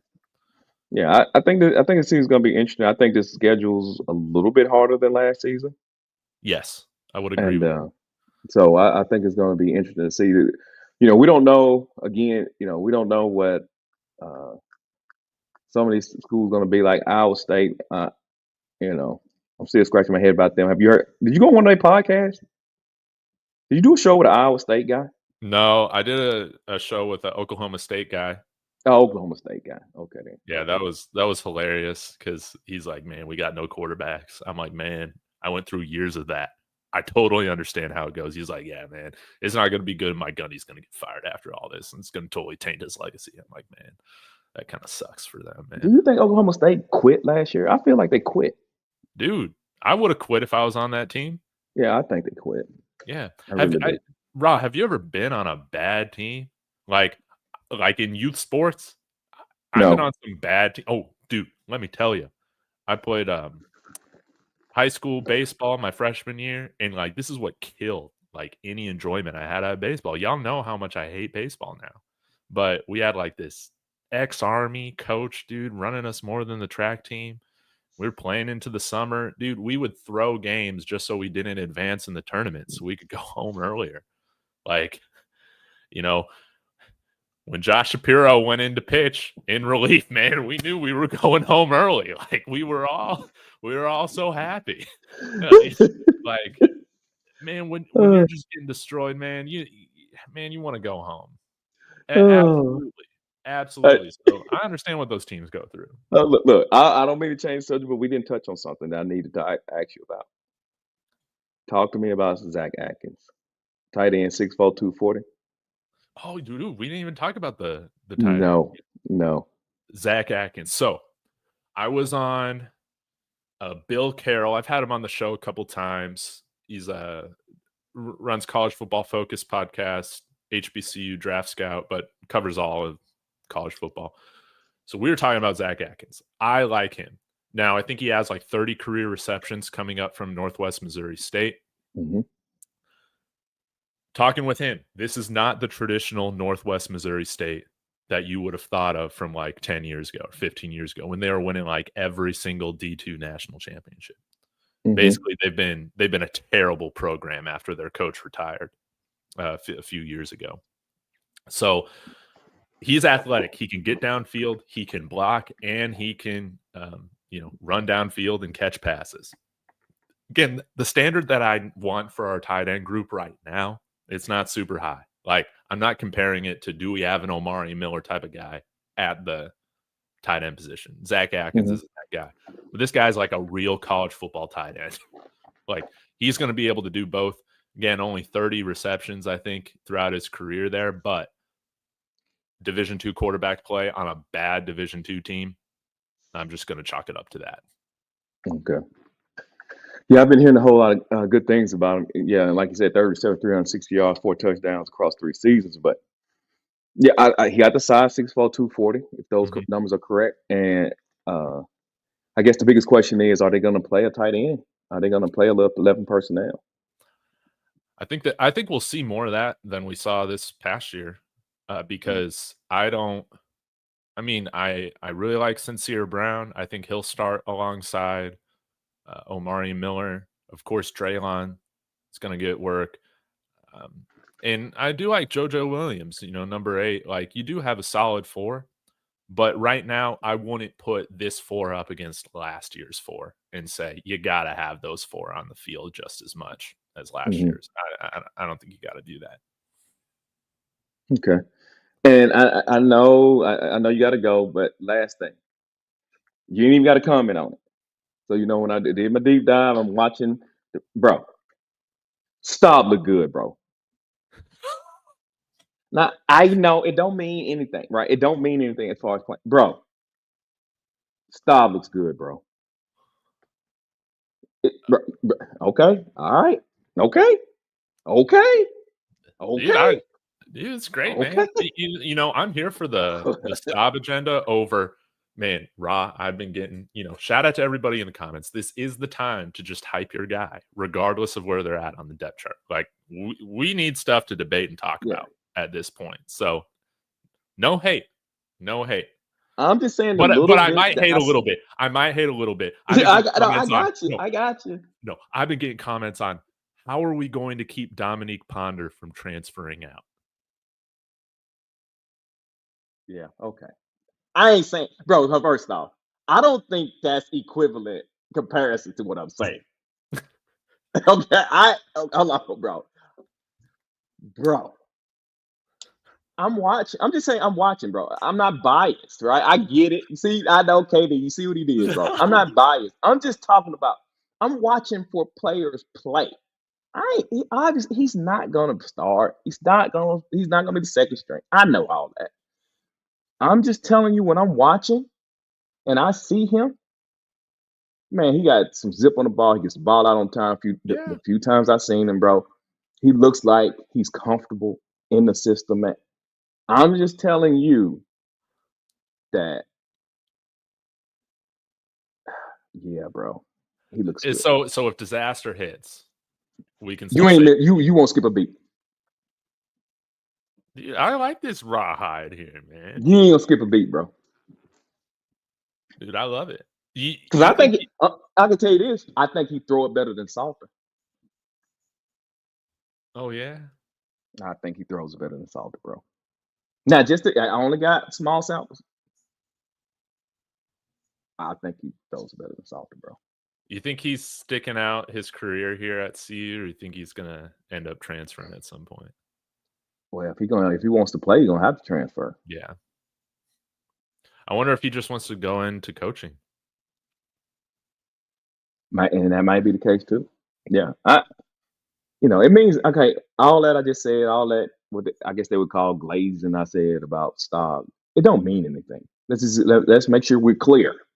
It means nothing as far as in reference to is he gonna get on the field. Right. But I 100% believe that dude. I'm telling y'all, man. Y'all, I know people watch that stuff and they ain't really looking for him, and you looking past him and the other stuff. I would challenge anybody. Go back and watch him. Watch Star play and tell me how you feel about him then. Watch it for him. And then come back. Do me a favor, Dave. Please. Just go watch. Just find a few clips. Watch it for him. And then you text me and say, what you think? Okay. We'll need to do a follow-up. And I just got to say, man, I love all the Ponder defenders, man, coming into the comments, man. I love it. Dude, who was the guy that we called Baby Cam that was our backup quarterback, man? That should have just transitioned to tight end. But he was from Vanderbilt, quarterback from Vanderbilt, that lefty. Do you remember his name? The big tall guy? Yeah. I forgot what his name is. I forgot what his name is. I wonder what happened to him, man. I wish we made him a tight end. We still need some tight ends. Now, Matt McChesney's guy, Zane D'Souza, keep an eye out for him, man. He wasn't an early enrollee, but he's already 6'6", like 265. I think he's a great athlete, power forward as well. Number 83. I don't think you'll see him. I think he'll probably redshirt, but I think you could see him get some action towards the end of the year. I like him. And Will Lejour as well, 88. They're both big guys for true freshmen. Oh, okay. I'll have to keep out and watch him a little bit more. Walter Taylor. Whatever happened to him? Yeah. He went somewhere. He said he's at Ball State now. Oh, Ball State? Oh, okay. That's great. Yeah. Okay. Yeah, but we're still going to see Savell Smalls if you've been wondering about that, man. I ain't been wondering. I've been seeing it and been hearing him. He got an interview. Look, man. Dude. No, look. Fine. Whatever. I have no comment on that. How about that? Dude. He blocks. He blocks, man. He blocks. He blocks. Yeah, he blocks. Might as well just throw another lineman out there, man. Have you seen Jordan Seaton's shape he got in? Bro, is he really 320? No, he went down from 320 to 305 now, I guess. Oh, really? I thought he was up.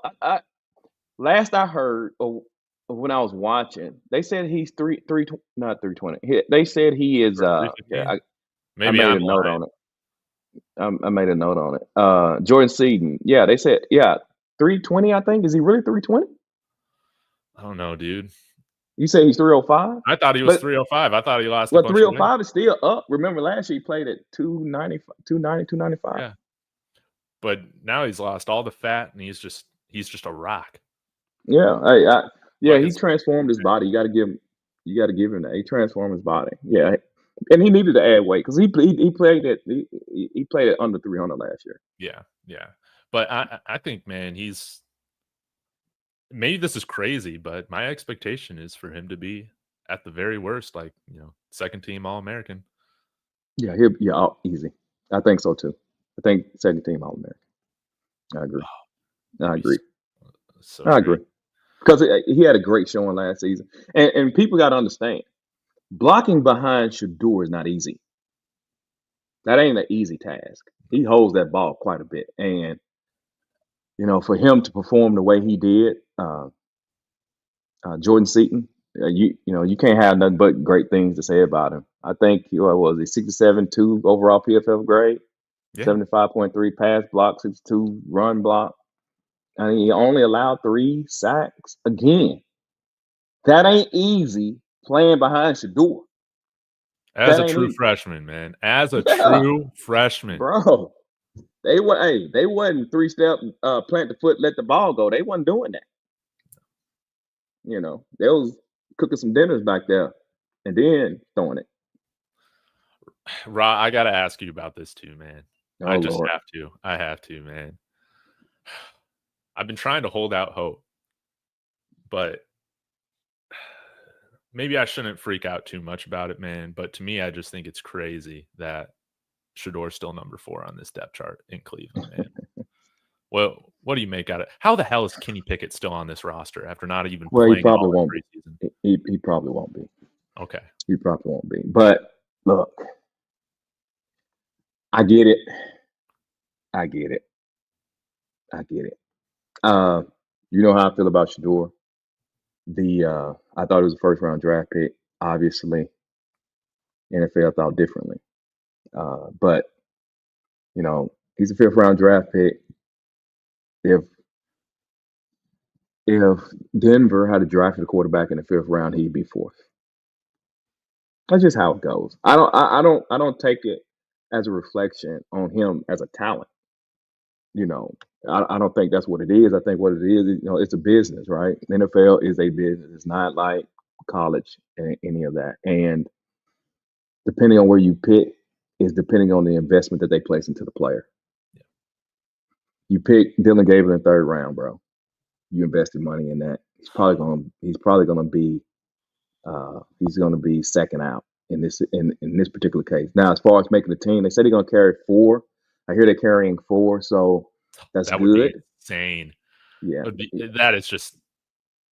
But it's good though, because I guess when I look at it, I look at it like the Cleveland Browns is looking for their quarterback of the future, meaning that in the next draft, right? Because they traded the second pick to gain an additional 1st round pick. Teams typically don't draft franchise quarterbacks in the 3rd, 4th, 5th round. That doesn't mean that you cannot be that. What it means is they've drafted you more of as a backup. So if their thought process, I am looking toward the future to grab my franchise quarterback, right? That means they see you all as potential to be a backup. But if you get lucky and turn to Brock Purdy, Dak Prescott, Russell Wilson, if you catch that, then your first 2 picks become even extremely more valuable. So I don't necessarily think he's in a bad position. I would much rather him, if they're going to carry 4, I would much rather him make the 53, play spot duty, show well in spot duty, and be the potential backup the next season, and or raise his trade value and go to a team like the Rams. Oh, that's what I want, dude. So bad. That to me, that's the best out for him. because it does neither rookie any good to go play and lose. They don't want. That's the worst thing, and especially for a fifth round draft pick, and you know better than me, they don't float. First round draft picks float. Yes. Fifth, third, and fifth, they don't float. You're not going So to get the patience. You got to go out and perform right away. right. So if you Right. play, you lose, you're gone.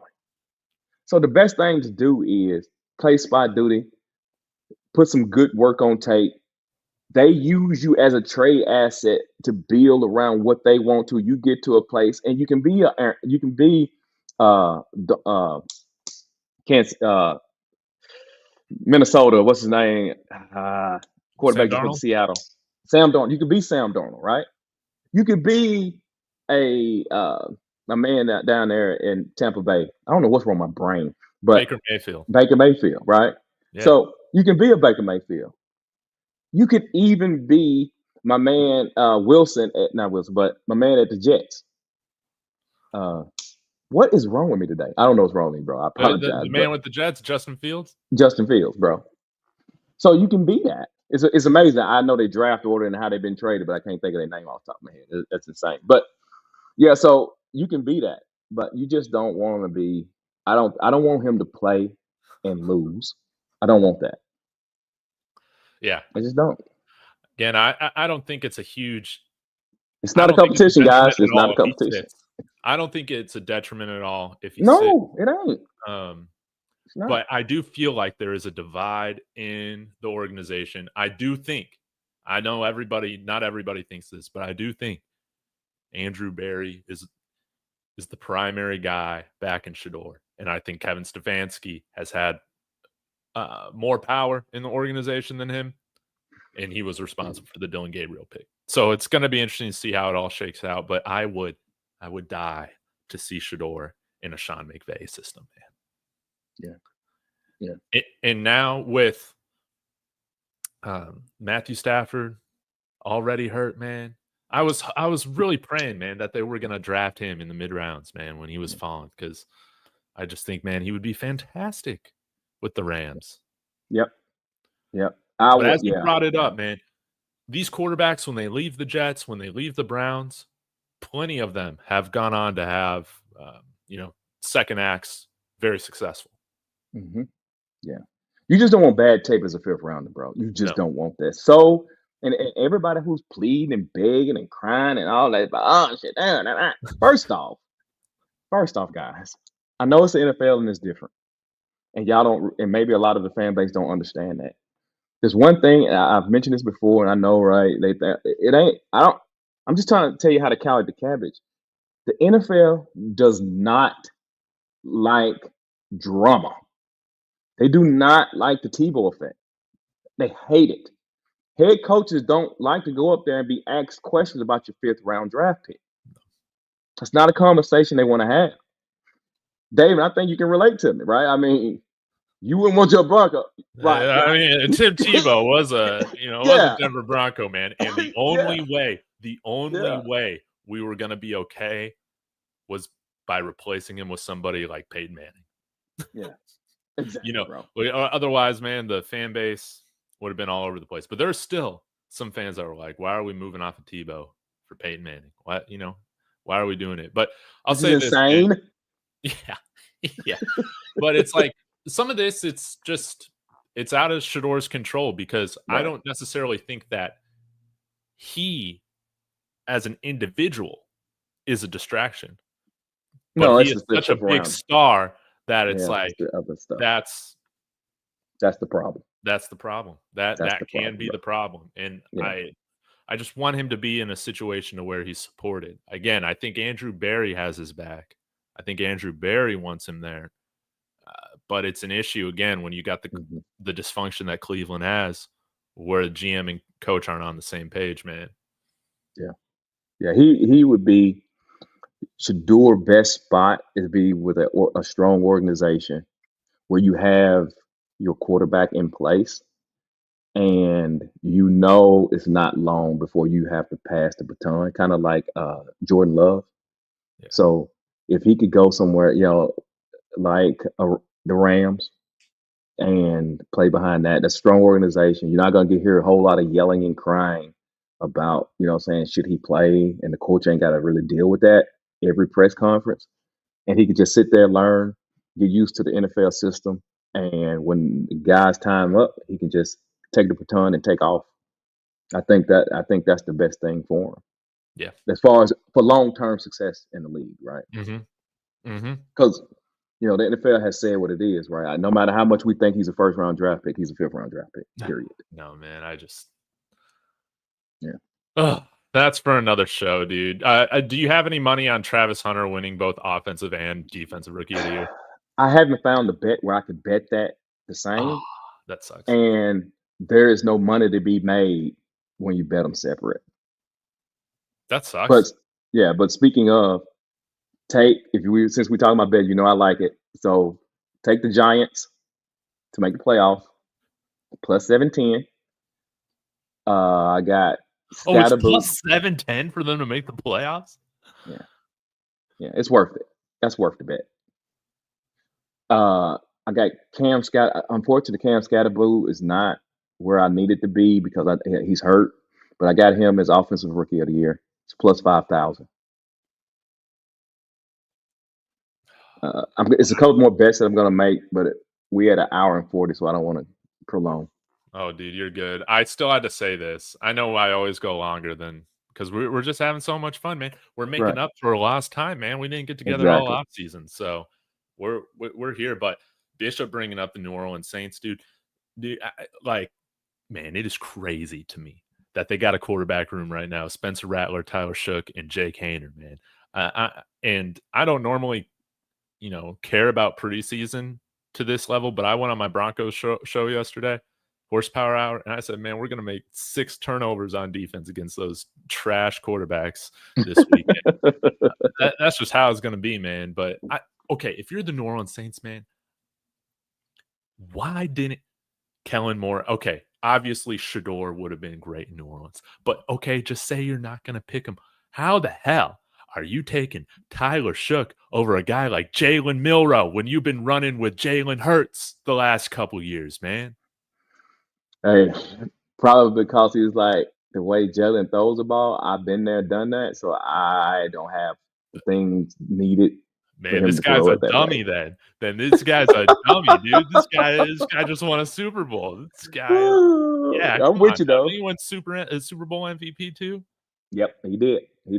I've been defending Jalen Hurts, saying all offseason long. But to go back to your question though, Tyler Show from Louisville.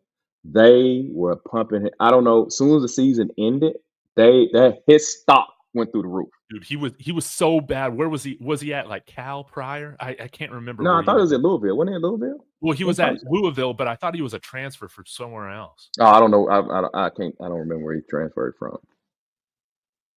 Yeah, man. But this guy, he's like Brandon Weeden. That's why I was so shocked to see him taking that high. I guess Brandon Weeden was a first-round guy.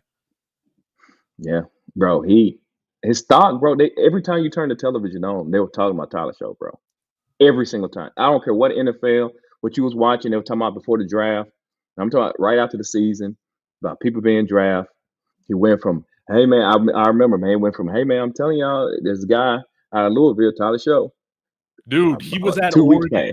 He was at Oregon backing up Justin Herbert, man. And this guy. Well, there you go, bro. Yeah, because he's 50 years old. I want to root for the Saints, but man, I feel like they are just run so poorly outside of the Sean Payton era, man. Like this is it's truly shocking. And it's like when you're trying to get the fans excited too, because it's also a business, okay? It's also a business. So if you're going to take a quarterback high, how about take a guy that just played down the road at Alabama?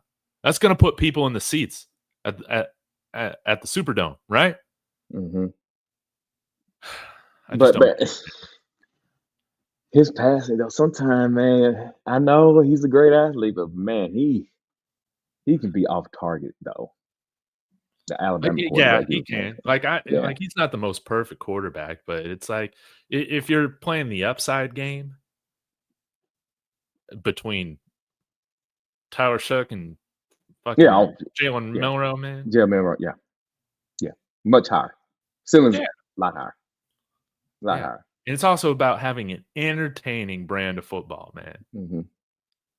But they kind of had that in it. What's my man name? The tight end slash quarterback, Taysom Hill, Taysom Hill. They kind of had that though. I guess, but I mean, I would still think Jalen Milrow is a better quarterback than Taysom Hill, right? Right? We would think, but man, did they love Taysom Hill.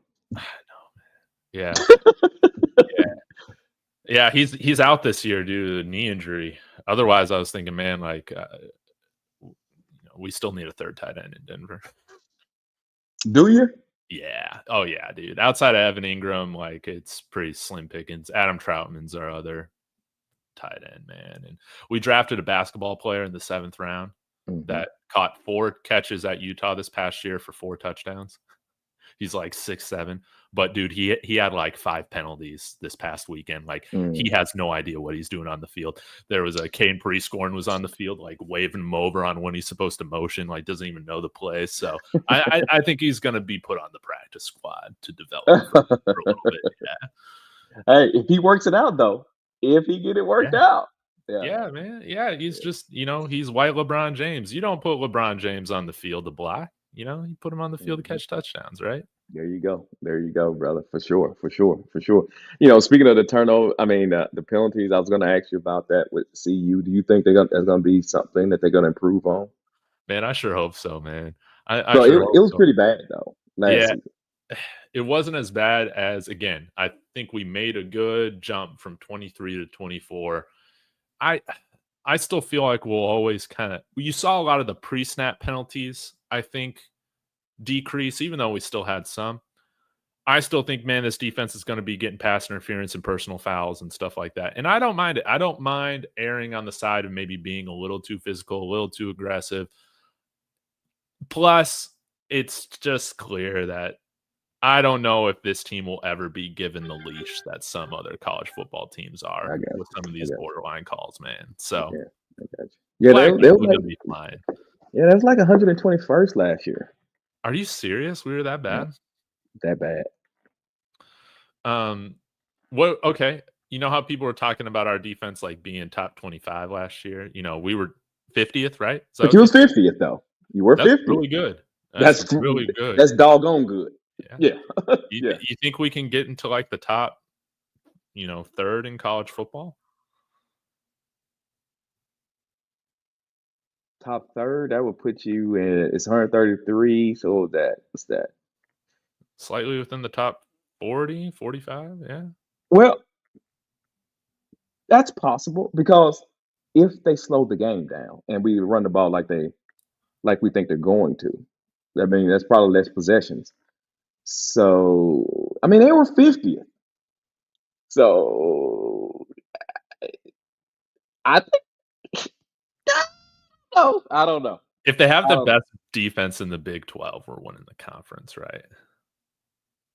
You think, the best defense in the Big 12? Yeah. Oh.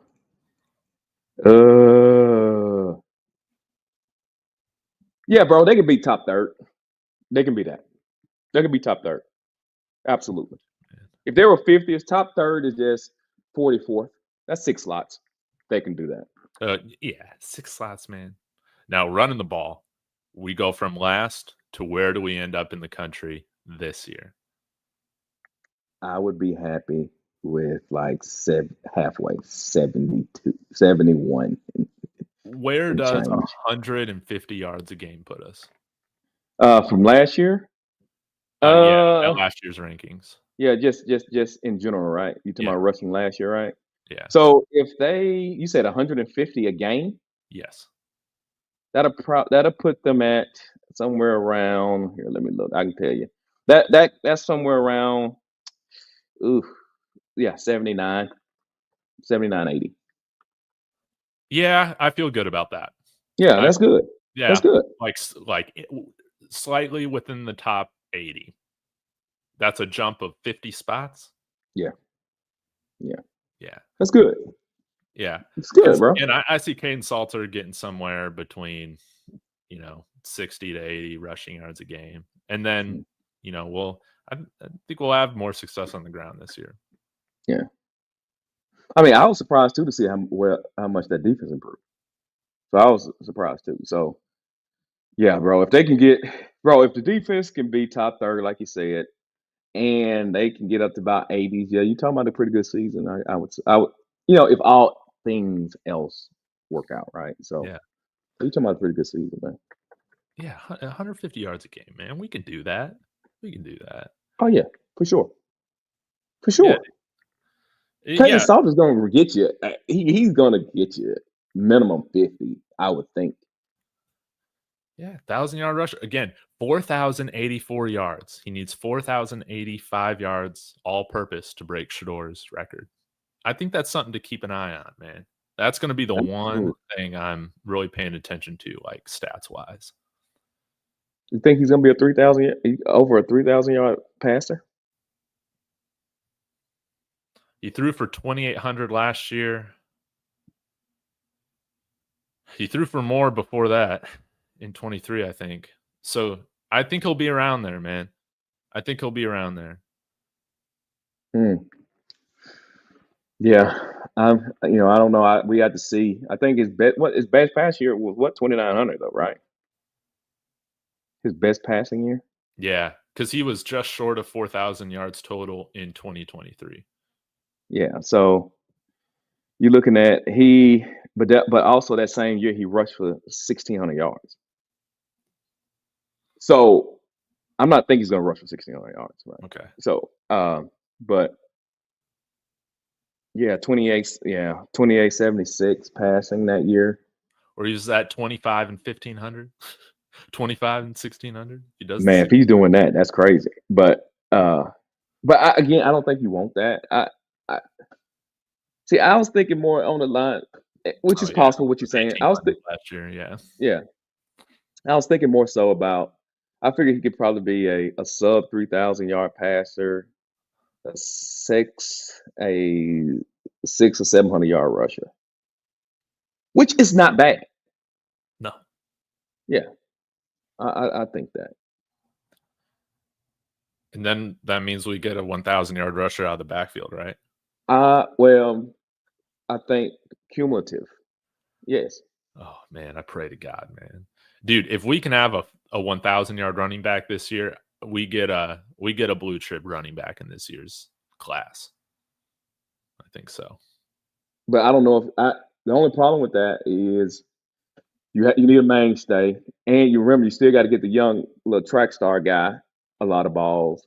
Mm-hmm. So I think cumulative it'll be more reflective on how well they running the ball than you just looking for a 1,000-yard guy. Yeah. You know what I'm saying? Yeah, with Hayden out, I think it's going to be pretty 50-50 between Welsh and Taylor. Maybe Simeon Price gets involved in the goal line stuff or like some short yardage because he's a little bit bigger than both those guys. But man, we just saw the floor last year with Michael Welsh, man. Like, I think he's only going to be better this year. I agree, man. That little bowling ball. Yeah, man. Yeah, kind of reminds you of a little Maurice Jones-Drew, all that. Yeah, he do that. He does that. Yeah, he does.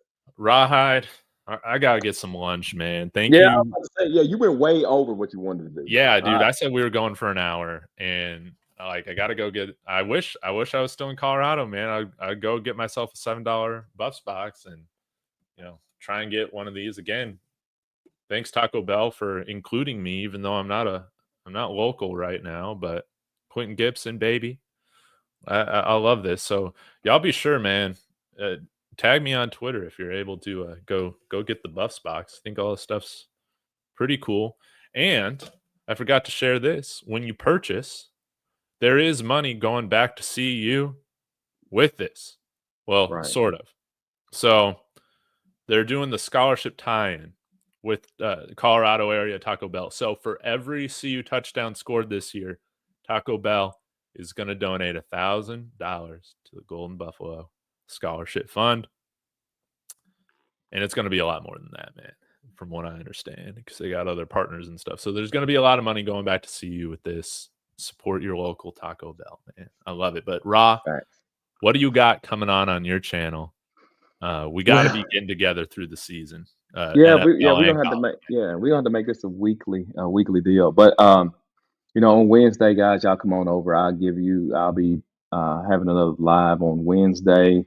We got the NFL.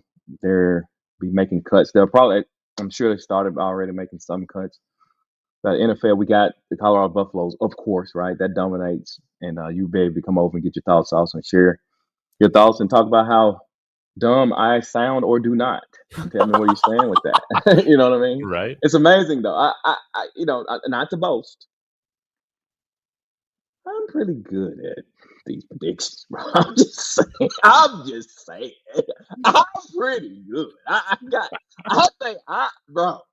pretty good. I I gotta say, love it. we are pretty good. So anyway, man, yeah, y'all come on over, man. Have a good time, man. It's just it's true barbershop for sure. It's perfect. It's the first time I hopped on there in a while on Sunday, and I just gotta say, man, I missed it. I need Yeah. it. My We miss body you too, Dave. needs the barbershop, man. For So sure. I'm trying to go full time with this, man, this fall. So we'll see kind of how it all goes. I'm doing some other freelance work and stuff like that too. So we'll see. But hopefully I'll have some more opportunity to hop on the talk shop. Yeah, come on over, brother. Man. Yeah, for sure. Yeah, well, greatly appreciate it. Again, y'all, please go subscribe to Raha Media for you. And if you only can subscribe to one of us, unsubscribe to me. Go subscribe to Raha Man, I Media. appreciate it. Come Yeah, on now. we are food stamps for sure. Yeah, we need you all. It's amazing, man. It's amazing. So y'all have a wonderful afternoon. I'll be back. I think I'm going to do a video on this 5-star quarterback the Buffs offered just a couple days ago. So that will be posted later today unless there's some breaking news. So y'all smash that like on the way out. Leave us all your comments on frustration on the replay below. Go Buffs. Go Buffs.